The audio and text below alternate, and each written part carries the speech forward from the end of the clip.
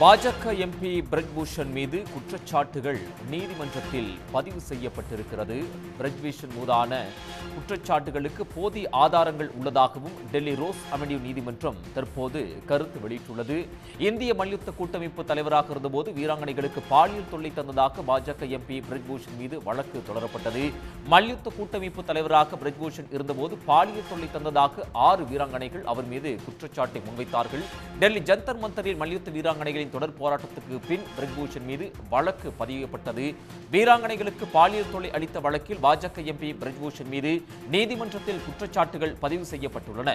பிரஜ்பூஷன் மீதான 5 வழக்குகளில் குற்றச்சாட்டுகளை பதிவு செய்தது டெல்லி ரோஸ் அவென்யூ நீதிமன்றம்.